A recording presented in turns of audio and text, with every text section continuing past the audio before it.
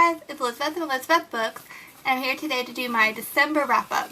So a lot of my books are at home, so I don't have them to show you, like lift them up and show you. And I read a lot on my Kindle, so I'm just going to like hold up my Kindle when I talk about it. But yeah, I just want to talk about all the books I read in December, and I read, I believe, 37 books. So let's talk about them. So first I read Beneath the Glitter by Elle and Blair Fowler. They are YouTubers, and it was pretty good. It was kind of cheesy. It reminded me of like a Gossip Girl book, but it was pretty good. It just was very unrealistic, but I still like enjoyed it even though I didn't want to enjoy it. It was like a Gossip Girl. Like, you don't want to enjoy them, but they're so good you have to, I don't know, you had to, even though it's really cheesy. And then I read Please Ignore Vera Diaz by A.S. King, and I really liked that one. I read Ask the Passengers by A.S. King, and I didn't like that one.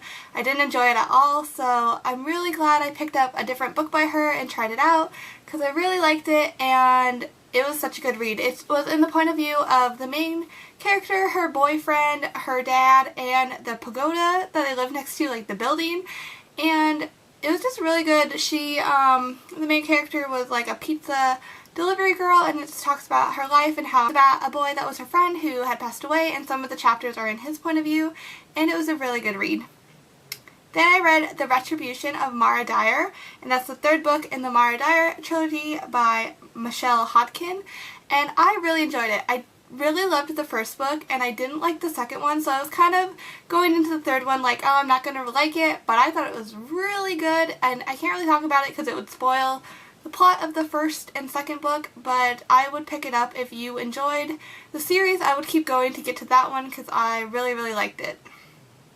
Then I read Shadow and Bone, which is the first book in the Grisha series by Leigh Bardugo, and it was amazing. I didn't think I'd like the series because I didn't think I was very into fantasy, but reading more fantasy books, I actually really like them, and I love how it looks. It's such a pretty book, and I really wish I could like hold it up and show you because it's really pretty, but it's such a good story how these people in this town have like powers, and there's this darkling that has like the darkness over the town, and this girl has like light power, so the darkling finds her and kind of like captures her to make her his like her light to the dark, and it's just really good how she like goes to the palace and like interacts with him, and how she like unlocks her powers, and it's really good. I'm really excited to read the next ones. Then I read Ask Again Later by Liz Kouzakos, and it was actually really cute. It was about this girl who was going to prom, and she got asked out by two different guys, so every other chapter is like her point of view if she went with one of the guys, and the other was like if she went with a different guy, and how her prom experience like would have changed. And then the ending was like it was like she was with both of them, and it ended, I don't know, it was really cute though, and it was very predictable, but it was so well written I didn't really care, and it was just really cute. Then I read Where Beauty Lies, and that's the second book by Elle and Blair Fowler, and again, it was really cheesy. It was like a Gossip Girl book. I was like ashamed to be reading it, but it was like so cute that it didn't really matter, and I just wanted to see how the series ended because the first one ended in a cliffhanger, so I wanted to see how it ended, and I'm glad I read them, but I don't think I would reread them because they were pretty like young Gossip Girly type books. Then I read Everything Leads to You by Nina LaCour, and I didn't really like that one. The cover's so pretty, and I like wanted to like it, but it's about this girl, and she does the sets for movies, so she's the one who like picks out what a movie set will look like, and she's very young, and her brother leaves and tells her and her friend to like use his apartment to have like a wonderful summer and to like make memories and stuff, and they find this daughter of an old like western star, and I just wasn't very interested in the story. It just wasn't very good to me, and everything was too kind of happy, like it all happened too fast and too happily for me, and I just like didn't believe it, and it just wasn't really for me. Then I read The Assassin's Blade, which is the first book in the Throne of Glass series. It's like the novella before the Throne of Glass series, and it was amazing. It was 5 short stories about Selena, I think is her name, and how she like is an assassin. There's 5 different assassin stories, and you meet like her boyfriend Sam, and it's so good. And you just, I don't know, I thought it was way better than Throne of Glass, and I just wish like all of the books were like her being an assassin in the stories, because it kind of is like that, how Throne of Glass is, but I don't know, I had to continue with the series, but I loved that one. Then I read Good Eats 3, the Good Eats cookbook by Alton Brown. I got that for Christmas, and I read through all the different stories and recipes, and it was really cute. Alton Brown is the best, and in the end there's like, you can make a little sock puppet, so it was really cute. Next I read Wanderlove by Kristen Hubbard, and it was super good. It was a contemporary about a girl, and she goes to, I think it was like Guatemala, I don't really remember, but she goes on a trip over the summer because she breaks up with her boyfriend, and she needs like a new start over the summer, and she joins like a group to travel, but she meets a boy, and you know, so she goes off with him and travels with him, and they do, I don't know, it's like a very good, it, like, talked about the places and where they traveled, and everything was really interesting, and I was really sucked in, and I wanted to know where they were going and about the places they were going, and I thought it was really good. Next, a bunch of these I read on my Kindle. So I read Popular, A Vintage Wisdom for a Modern Geek by Maya Van Wagenen, and it was pretty cute. It was about this girl who, she was in like 8th grade, and she found a book that was like a 1950s guide how to be popular. So she follows it for a year to see if it changes her life. And I think I would have liked it more if I was like 13 or 14 reading it.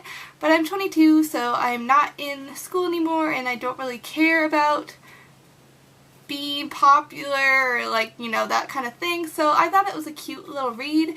But it just like, I wouldn't reread it again. And I borrowed it from the library on my Kindle, so you know, it was cute. Then I read Annabelle, which is the first novella in the Delirium series. I borrowed that from the library on my Kindle, and it was okay. Annabelle was the main character's mom, and so it talks about how like she gets the delirium disease or whatever, and the love disease, and it was okay. I wasn't that interested in it, so it wasn't the best one of the little novellas. Then I read Whodunit by John Suzeska, I think, and I read that on my Kindle, and it was like 80 authors, 80 plus authors wrote. It was about how like their editor died, and it was like 80 short stories about how the editor died, and I'm pretty sure they were all given the same prompt to like mention the editor and how he looked and like what he liked, because every short story was like pretty much the same. But some were way better than others, and some were okay, and you never really know what happens. It's just like 80 plus stories of the same, like, oh, I couldn't have murdered him, or oh, I did murder him, but you know, more than one person said they did, and I don't know, it was cute, but I'm glad I borrowed it from the library. Then I read Mind Games by Kiersten White.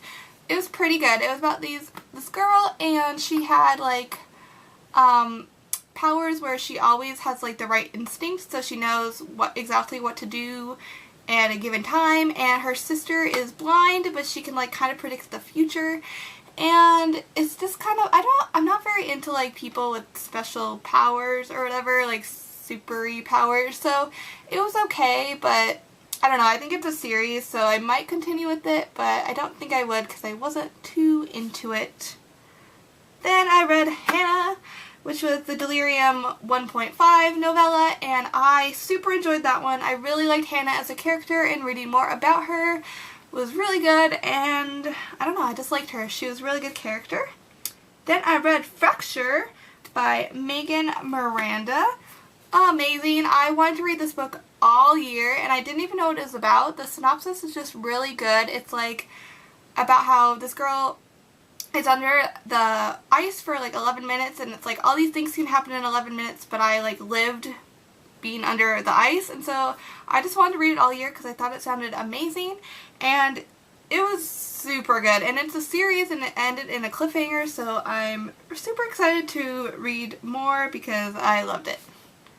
Then I read Tease, and that was by Amanda Massell, and I read that on my Kindle, and it was okay. It was about this girl who, she was a very, very mean girl, and she had very mean friends, especially one friend, and this girl commits suicide, and the parents, like, sue the main character in this story, saying that she committed suicide. The girl committed suicide because this main character bullied her to death. And you read the point of view of the main girl who's like really, really mean, and so you feel bad for her kind of, that like the family wants to sue her, but then you don't because she's very mean, and I don't know, it was okay for me, but it was very hard to read with all the negativity, and you just felt bad for everybody except like the really mean girls, and yeah, it was okay. Then I read the first 11 series of Unfortunate Event books, so I'm just going to hold up a 1 to 11 because I don't want to hold all of them, but I read all of those and they're really good. I read them for the Christmas Booktubeathon, which was like read a book with red and green on the cover, read a book you wanted to read all year, and read a book you were gifted to. So I was gifted these when I was younger. Some of them had red and green. I think the Reptile Room did, and I mean this one kind of does, not really. And when you wanted to read all year, and I wanted to read these all year, so I read 1 through 11 for that, plus I did the Cramathon by Witty Novels, so I read, you know, some of those for that too, and yeah, they're really good. It's about a family that burns, and their house burns down, and the 3 children are orphans now, and they pretty much bounce house to house with different relatives, and Count Olaf is this evil man who's trying to get their fortune, and he always seems to show up wherever they go, and yeah, pretty good. Then I read Batman Noel. For the Cramathon, you had to read a graphic novel, so I picked this one because it was Christmassy-ish, and it was okay. It told the story of Charles Dickens' A Christmas Carol, but with Batman. So I like enjoyed it, but the pictures and like the stories didn't really match up a lot, so it was okay, but it like wasn't my favorite or anything. Then I read the 12th series of Unfortunate Event book. Again, really good. It continues on about how they have escaped from Count Olaf countless times. Now they're in a hotel, and they meet up with different people in the organization that I can't really talk about because you have to read these books, and they're very short reads. Like, you can get to these, and they're good. I just love these series. Then I read Raven on my Kindle, and that is from the Delirium series by Lauren Oliver. It's like 2.5 novella, and it was pretty good. It made me really like Raven, the character, because in the Delirium series, I wasn't really interested in her, and I didn't really like reading about her. So this novella made me really like her character, and I felt sorry for her, and I wanted to know more about her. Then I read Where the Sidewalk Ends by Shel Silverstein. I had to read a poetry or verse book for the Cramathon, so I picked this one. And I didn't really like this one. I think I liked his other books a lot more because there's really only like 3 or 4 poems I actually enjoyed in this one. But I don't know, I really liked it when I was younger, but I guess being older now, they're just like not as good to me. But yeah. Next I read number 13 of the series of Unfortunate Events, The End, and it's just the end of the series. Super good. Enjoyed it. I didn't remember, so rereading these, I remembered all of the stories except 11, 12, and 13, and I know I've read them, but I absolutely remembered nothing in 11, 12, and 13, so I'm really glad I reread this series because this ending is pretty, like, shocking to me, I feel like, and I didn't even remember it happened, so I'm really glad I reread it. Then I read My True Love Gave to Me, and it's by all these authors and edited by Stephanie Perkins. This was pretty good. There was about 4 stories that were really bad, like I didn't like them, but the other 8 or so, you know, were actually super good, and I really enjoyed them. I really liked the one by Kirsten White. Oh, and Jenny Hans. I really like Jenny Hans. And yeah, so it was a really good read, and I think I'll probably reread it again, and it's so pretty that it doesn't matter. And then I read on my Kindle, I borrowed Pushing the Limits by Katie McGarry. Every other chapter was in a girl Echo's point of view or a boy Noah's point of view, and it's just about their lives and how Echo, she goes to like therapy now because her mother tried to hurt her when she was younger, and then Noah goes to therapy because he is in like the foster care system, and his brothers are being adopted and he's not being adopted by like the same people. So it's about them, like how they fall in love and their lives, and it's okay. Like I know I think she's written like 4 other ones, and they're not really like a series, but I think characters are in each other's world, so I think I would read more, but it wasn't my favorite. Then I read Anatomy of a Misfits by Andrea Ports by Andrea Ports. And my friend Ashley from Tea Leaves and Bookbindings gave me this for Christmas. Thank you, Ashley. And it was amazing. I really, really liked it. It's about this girl, and she just goes to high school, and she's like the 3rd most popular girl in school, and it's just about how she doesn't really think she's popular and doesn't feel popular, but like she feels like she needs to maintain that at school to not be made fun of. And I mean, it sounds like it's not that good, but it was just really well written, and you really liked all the characters, except at the end this thing happens that's like really sad, but I didn't feel very connected to it, because that character I didn't feel like was he wasn't brought up enough for me, that I didn't really feel bad about it. But overall it was really good, and I would reread it. And finally, the last book I read in December was The Strange and Beautiful Sorrows of Ava Lavender by Leslie Walton, and I bought that for my Kindle, and it was pretty good. It's called The Strange and Beautiful Sorrows of Ava Lavender, but half of the book is about her grandma growing up and her life, and then it's her mom growing up in her life, and then it's Ava's story.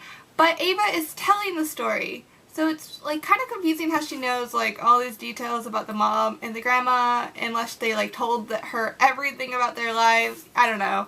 So, you know, the first like 200 or so pages, the first half of the book is not even about Ava, and then Ava is born and she actually has wings, so it's like kind of, I don't know, it's a very strange story, and I really wanted to love it, but like I couldn't really get into it because it was so slow, and it wasn't even really about her. It was about her mom and grandma a lot, and like it was an okay story, but yeah. So yeah, guys, that was everything I read in December. What did you read in December? Tell me below, and you guys have a great day. Bye, guys.